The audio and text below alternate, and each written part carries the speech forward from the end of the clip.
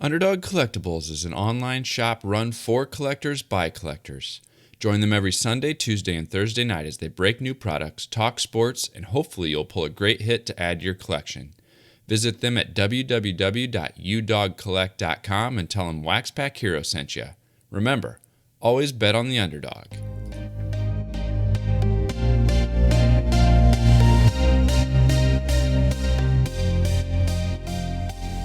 You're listening to the WaxPackHero Sports Card Minute, a podcast where we discuss both the hobby and business sides of collecting. I'm your host, Mike Summer, and I want to help you buy, sell, and trade your way into a collection you'll love.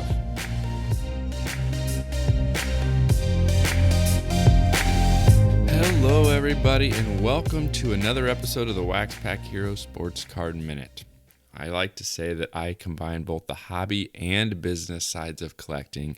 And often when I cover those topics, it's from the perspective of the business side of collecting as a seller, as somebody who's buying and selling for profit, trying to generate a self-sustaining hobby, or maybe even make a little extra money for you to use for your everyday life. Today, though, we're going to be talking about the business side of the hobby at a much broader scale. Over the last couple of weeks, there's been a lot of talk about the PSA sale, and that got me thinking about the hobby business in general. And there's a variety of different types of businesses within this hobby. And I was thinking about that and trying to figure out if I could own one of these hobby-related businesses, what business would I want to own? And so I put out a poll on Twitter that we're going to be talking about for most of the episode that asked all of my followers, if you could own a hobby business, what hobby business would you own? And so that is what we're going to talk about today. We're going to get into the detail of that via a conversation with Iven Lovegren at Watch the Breaks is probably how you may know him. But he's got a great business mind as well. And so I wanted to bring him on the show and have a conversation, break down that poll, break down some of the responses to that poll, and talk about the pros and cons of a variety of hobby businesses and the pros and cons of owning one of those hobby businesses. So with that, I'm going to bring in Iven. All right, everybody. I have Iven at Watch the Breaks on the line, and we are going to talk a little bit about this Twitter poll that I put out a few days ago, last week.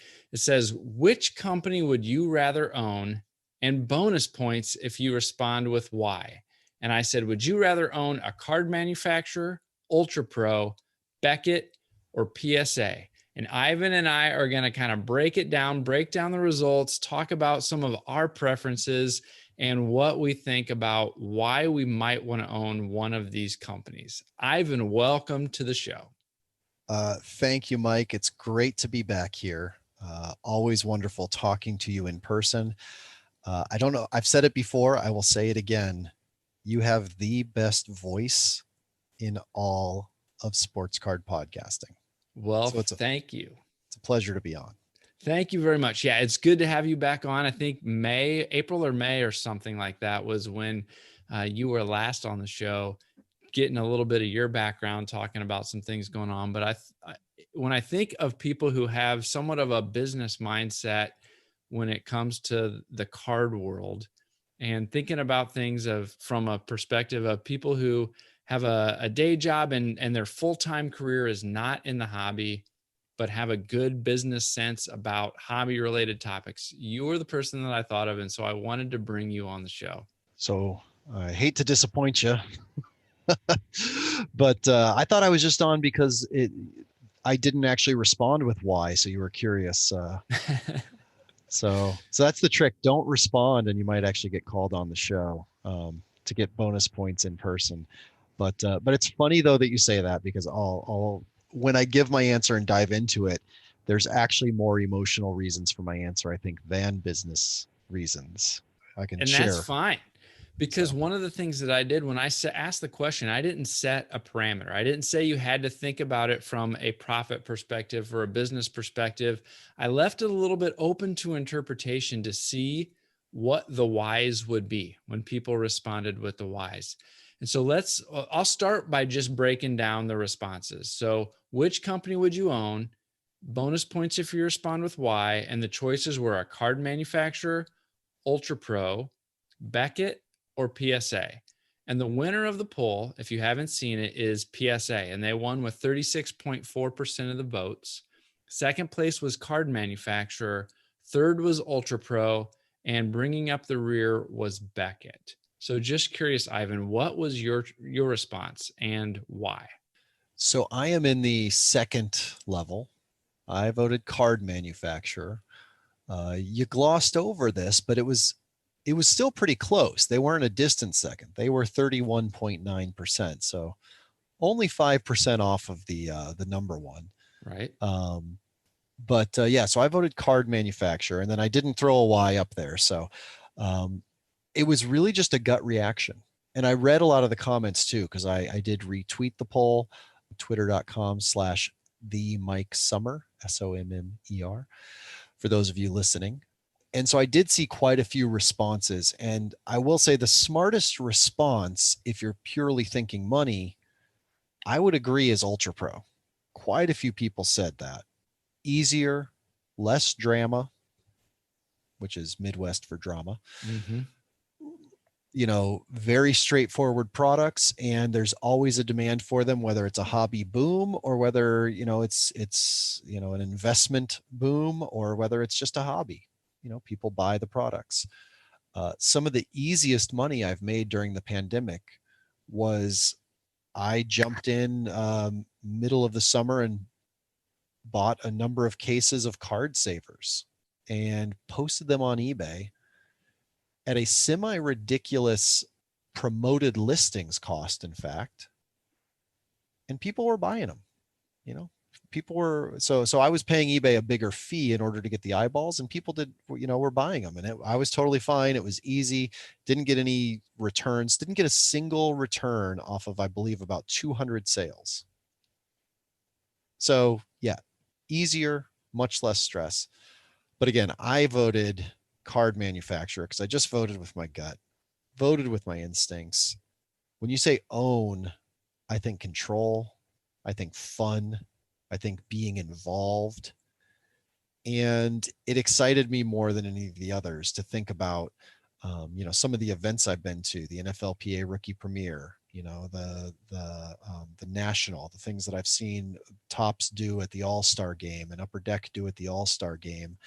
And even the things that I see from the smaller companies, Brian Gray has a pretty fun life, it looks like, running Leaf, chasing down agents, getting deals, doing signings, with celebrities and chasing new properties.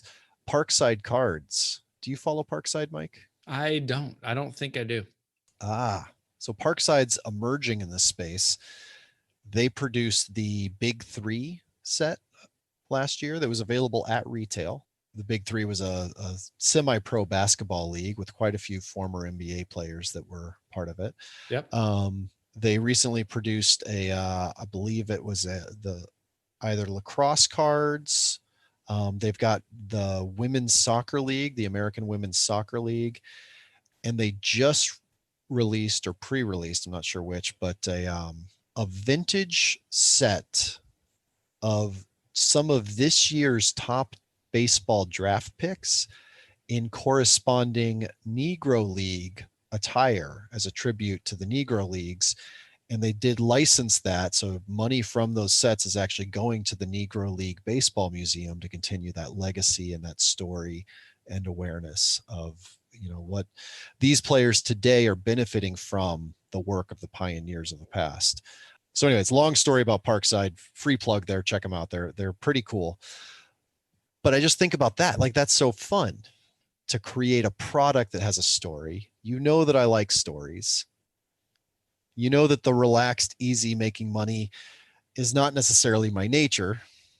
We all like it, but my nature is like chasing the stories, chasing the new thing, running after new ideas, seeing what the public responds to, enjoying seeing what the public responds to.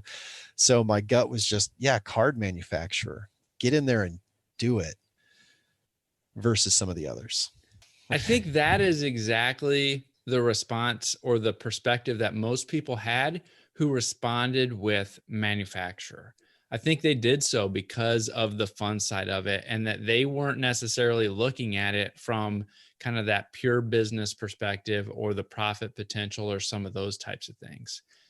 And that's the perspective that I had. I was taking it more from that business perspective. Which of these would I rather own, both from a profit and kind of a risk reward perspective? And I think that's kind of why I would have chose Ultra Pro. I didn't get to vote because it was my poll, but Ultra Pro or a supply manufacturer would have been my vote, because like you said, people are always going to need supplies, whether you're buying brand new product, whether you're buying older collections, whether you're just refreshing your own collection that you've already got. People are always going to need supplies. It's easier to adapt to the market, whether that is changing a size, whether that's adding a new version of a page or a holder, or whether it is even moving from a card product to some other collectible supply. I think those supply manufacturers have that opportunity to do that. So even if cards fall out of popularity with this current peak that we're in, there's still going to be a market for supplies and an opportunity to differentiate your product line. There's a few people that commented on why they would have chosen Ultra Pro 2, and it was things like fewer customer service issues. It's much more straightforward and that type of thing. And so I think that is why I would have chosen Ultra Pro. Now, at the same time, depending on what you're going after, supplies are also boring and they're also under the radar. It's not as glitz and glamour as a card manufacturer, like You want to know what I was about. doing with these? I know they can't see them. Right. Card Saver 1 box is what you're showing. So yeah, Card Saver 1. So there's 200 in a box. If you open it up, there's 4 packs of 50. Now, I didn't realize how heavy these were when I ordered them. Sure. The boxes show up and I'm like, crap, these are going to cost $20 to send, a box or 2 boxes. And then looking at the markups, yeah, they're marked up right now, but it wasn't that crazy. What I found out was that for some reason, a 10 pack sells for 4 times margin wise what a 50 pack sells for. Wow. So there's no such thing as a 10 pack, but I advertise them as 10 count, split them up using graded card sleeves. Sure. And sold them by 10 and was making 92 cents a card saver on them. And people were very happily buying and leaving good feedback. But it was absolutely boring doing that with 200 card savers with no pictures on them of men in uniforms and balls flying through the air. What I found interesting about this was I looked quickly. So this may not be down to the exact percentage, but I looked quickly at the category of responses of the people that selected Y. And there were more people that provided a reason for choosing Ultra Pro than any of the others, even though that finished third in the polling. And so it was interesting to me that people felt the need to explain themselves when they picked Ultra Pro versus the others. And a lot of the reasons that I outlined were some of those things that came up. When manufacturer got the second most comments, and that was around 21. So almost a third of the comments, which pretty much matched the response rate, kind of provided a reason for card manufacturer. And most of that was, again, because they were thinking from that same perspective you were, of it would be fun to own this. It would be fun to be able to research, design, and get these products in the hands of customers. And that's kind of where they went. It was interesting to me that the winner PSA, there were only 9 or maybe 10 people who responded or gave a reason on why they would choose PSA. They just didn't get the same response rate, even though that won the vote. Yeah, I'm actually looking at it right now, and I've gotten like halfway down and I haven't seen one PSA. Just saw the first one on my screen. It's a KBO Collections who says PSA, of course, so I could get well paid for my opinion. Yep. Also remember, if you're listening, see, Mike would never do this, but it's in my nature. even if you're listening now, it won't be featured on the podcast, but you can still go to twitter.com/the Mike Summer and find that tweet and respond. I'm going to bookmark the tweet and go back to it in a week or so after this airs.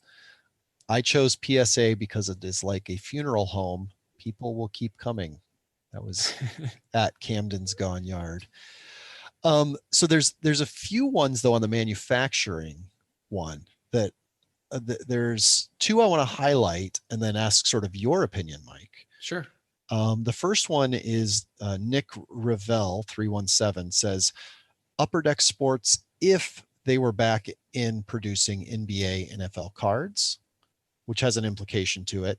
And then also Nice Hit Cards, who says, surprised to see card manufacturers get so many votes. They will be the first to get squeezed when license costs go up. Now, part of my reason is I understand, or sorry, I'm smarter than everyone. No. I just know between, I didn't mention them earlier, but like Lance at Onyx Authenticated, the team at Parkside Cards, Brian Gray, I've seen enough of even non-licensed manufacturers to think that would be a fun company to own. How much do you think, though, that whole idea of, do I want to manufacture if they're not the baseball manufacturer? Do I want to be a small manufacturer? Do I want to be stuck with just the one license or something of that nature? How much do you think that swayed the vote, where card manufacturer is not the first thing you think of because of exclusive licenses versus access to every sport?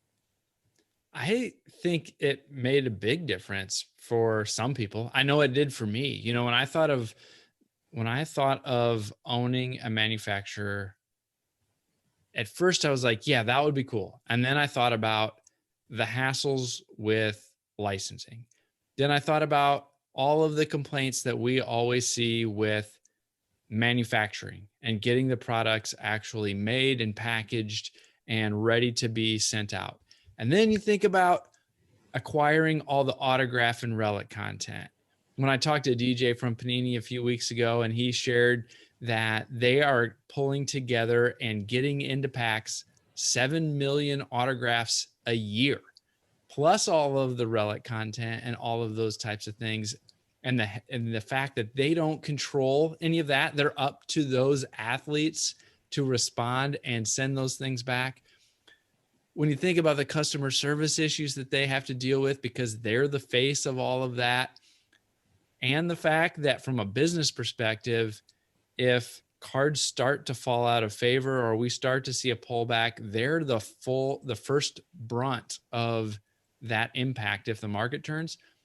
From a pure business perspective, that's a lot of headaches for me to want to take on that more than offset the fun of what it would be to be the ones who are designing those products and getting them into the hands of collectors and continuing this century-long tradition and hobby that we're a part of. And so for me, those were some of the cons that outweighed the pros that would come from primarily being fun to be the manufacturer of the cards. I can appreciate that. Should we shift our attention to the runt of the litter? Yeah, let's do it. Beckett, I assume is what you're referring to here. Yeah, only 8% of the vote. So another quick hit question. How much of that do you think is because people only think of Beckett for grading? And so it's Beckett versus PSA. Well, I'd rather own PSA. I think it's because I would have said it's primarily because people still anchor Beckett to a price guide. And the biggest hit on Beckett, I think right now, is that people view them as a price guide supplier as out of date, irrelevant in the era of real-time eBay prices and those types of things. I don't think it's because they only viewed them as a grader. I think it's because they only viewed them as a price guide supplier. Interesting. Yeah, I'm looking. There are a few people that have voted for Beckett.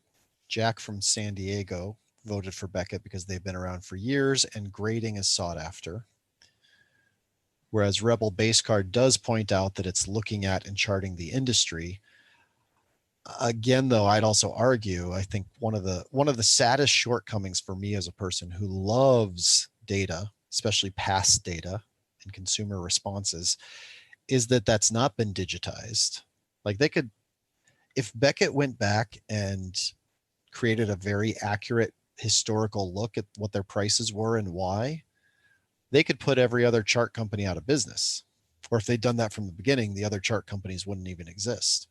Yeah. So I'm almost curious because the Jeffrey Seltsky said C check mark, and I know that you use a few online marketplaces pretty much. Your response was if you could have had a fifth option, online marketplace was going to be it. Looking at the results, do you think that if you did this poll again, or maybe you should when this podcast comes out, you would replace Beckett with online marketplace such as ComC, StarStock, etc.? That might be a good idea just to see kind of what happens. One of the reasons that I like Beckett as an option is because of how diversified the company is.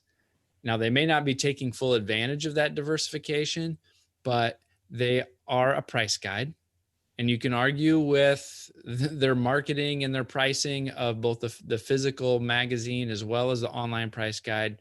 Personally, I would subscribe to the online price guide if it wasn't so expensive. I think there's room to explore there, their current customer base and how many more customers they could have if they adjusted the price point. But they do have the price guide. They do produce content, and they are well respected for the content that they produce. They've got grading. They're now branching into supply and providing supplies. They've got partnerships with collectible insurance. They've got autograph authentication, and they do have the Beckett marketplace. Now, you could argue on how well they're executing on some of those things, but from an overall company perspective, the markets that they do play in, they are well diversified within the hobby. They're not a single stream, single dependency type company.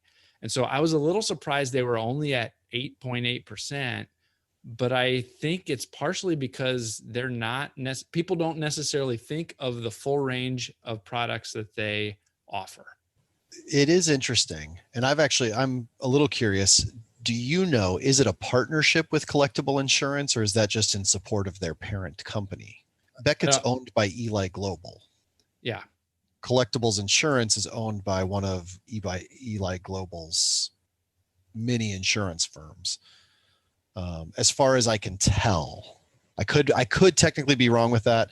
That's a long conversation for another day, trying to follow the roots of overseas companies becoming non-overseas companies and right. all of that with them on the insurance side. Long story long, probably said too much already, but I've been under the impression that it's an Eli Global subsidiary as well. Right. And that's what I meant, more of not that they themselves owned it, but they've got partnerships, they've got business arrangements, they've got relationships there that expand their offerings, their arrangements, their ability to market products. So you're telling me you're not going to do the poll again, replacing them with a ComC or a StarStock? I might switch things out a little bit.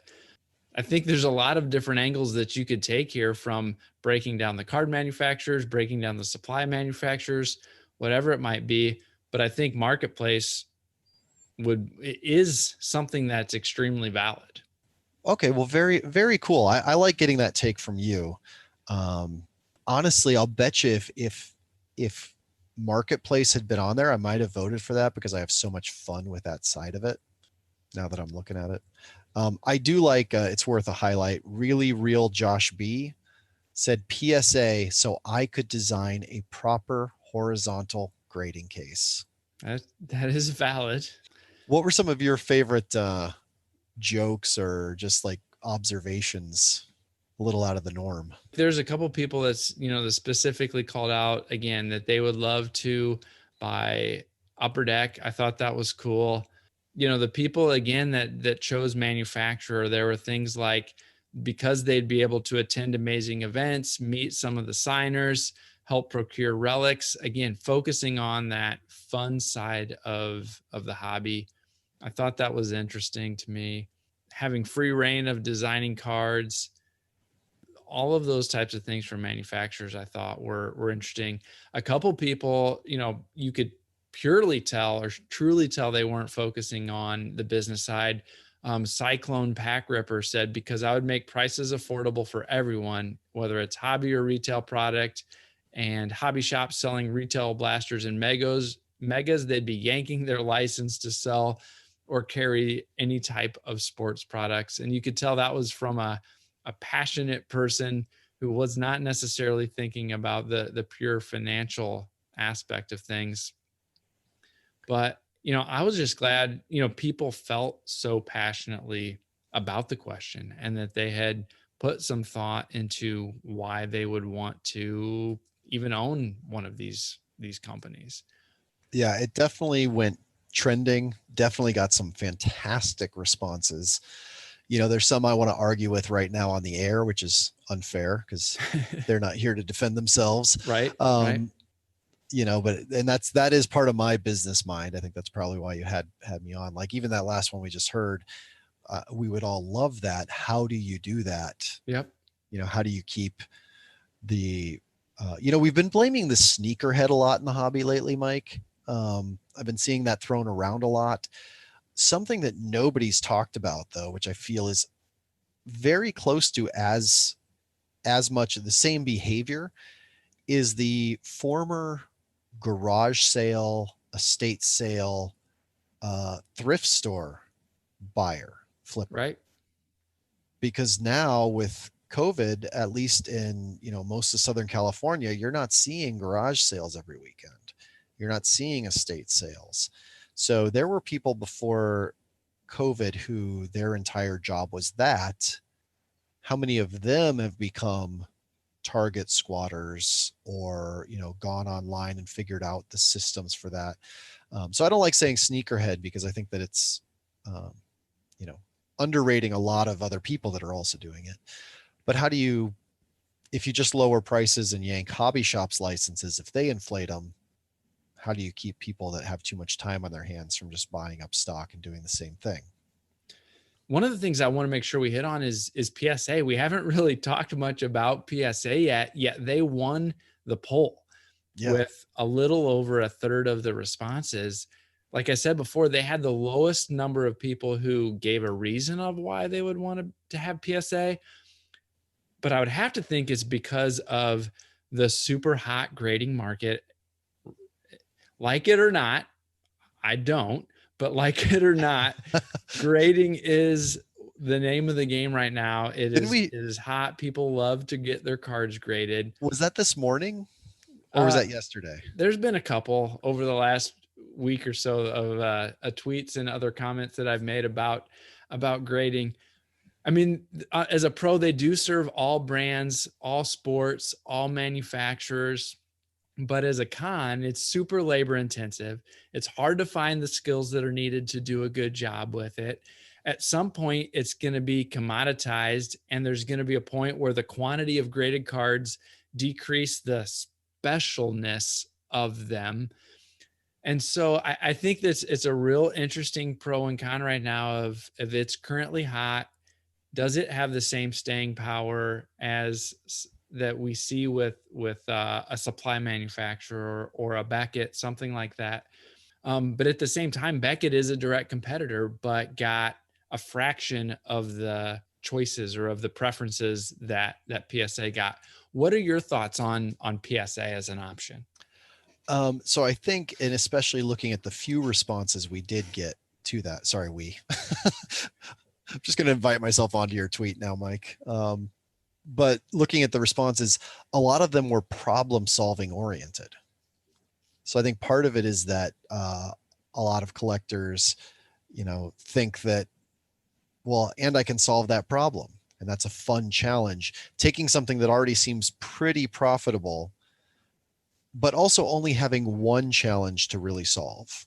So, with the card manufacturers, like we mentioned, license. Well, you could own a card manufacturer, but you're stuck with your least favorite sport, or something along that nature. Plus you've got the customer service issues. Plus you've got the pack out issues. Plus you've got the manufacturing issues. Plus you've got redemptions.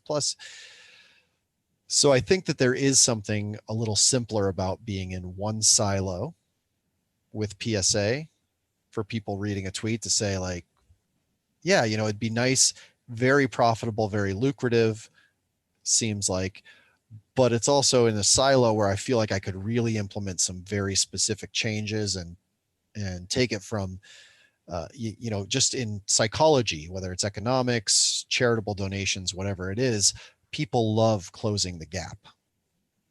If you show somebody that they're at 20% and they got to get to 100, they're much less likely to take action.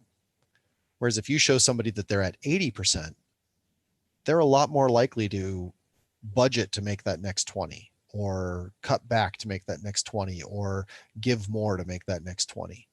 So I think that maybe that's the economic principle, or even the psychological principle here, is on a level playing field. PSA feels like there's one or two problems that a lot of people think they can solve easily, or at least not even easily, but one or two problems to solve, versus maybe with a manufacturer, you're looking at 6 or 7 or 8.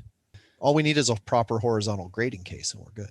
That's right. Horizontal grading case, and all of PSA's problems will be solved. Yeah.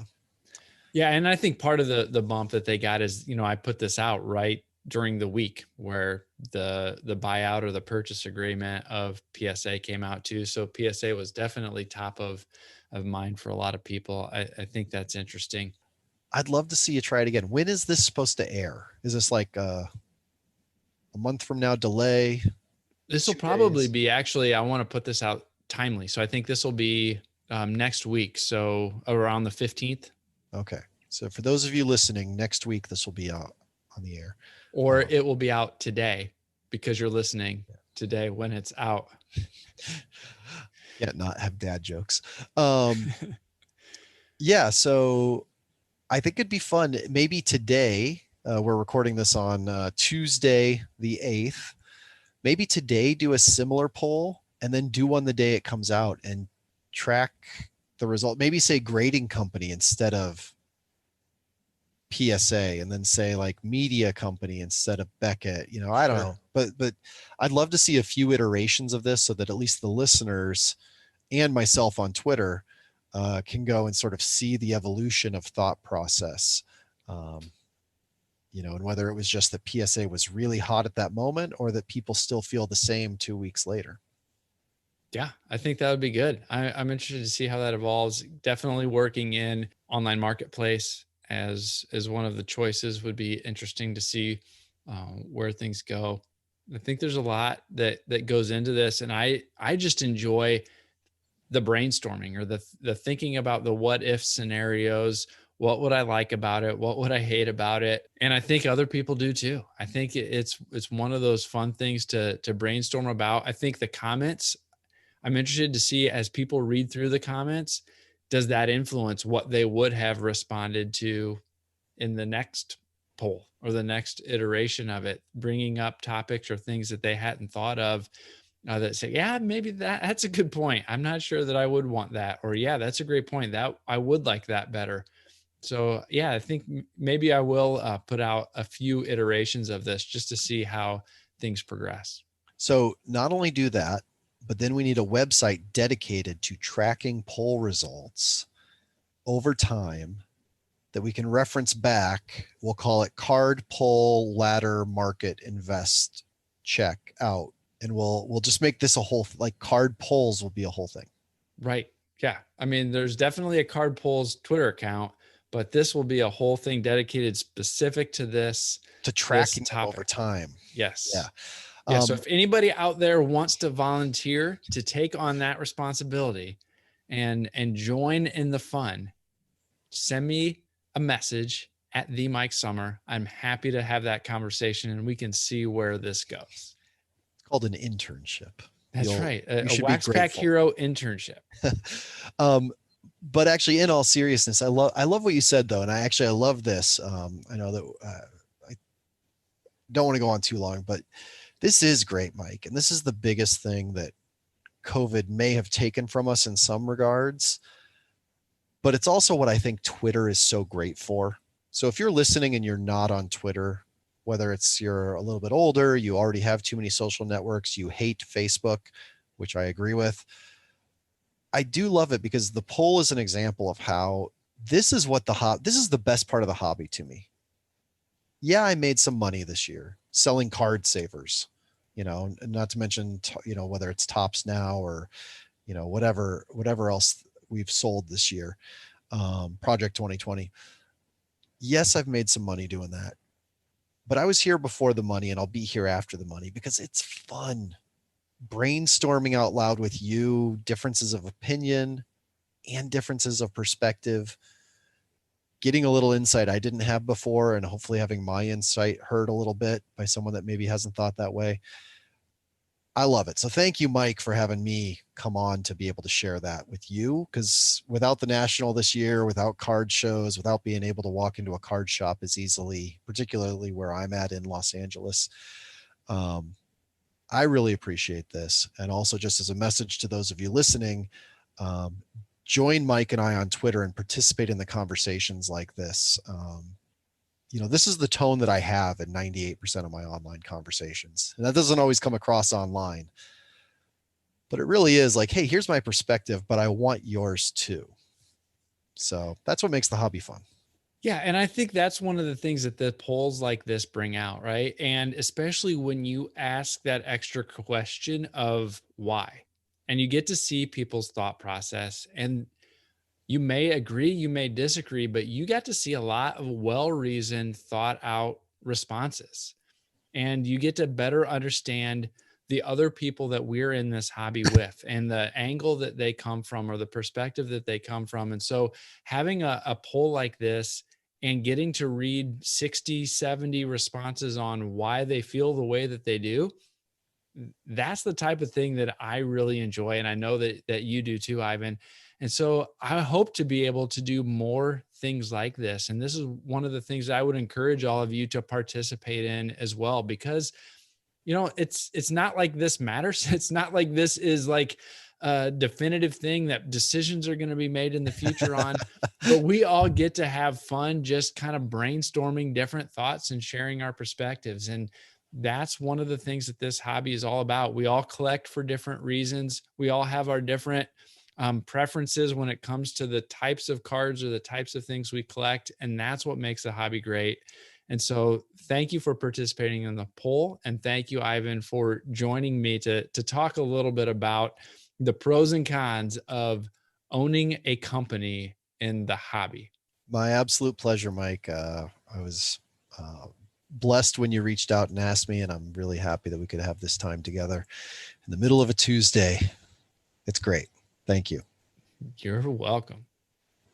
All right, so there you have it. I hope you enjoyed that conversation. I hope that challenged you to think a little bit more critically about this topic.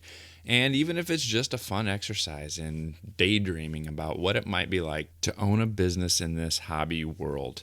One more reminder to check out Underdog Collectibles. I know this week they're going to be breaking Bowman Draft, Prism Football, 1-in-1 Basketball, and probably a whole lot more. So check them out at udogcollect.com and search Underdog Collectibles on Facebook to find their Facebook group. I'd also love for you to leave me a review on Apple Podcasts or your podcast app of choice.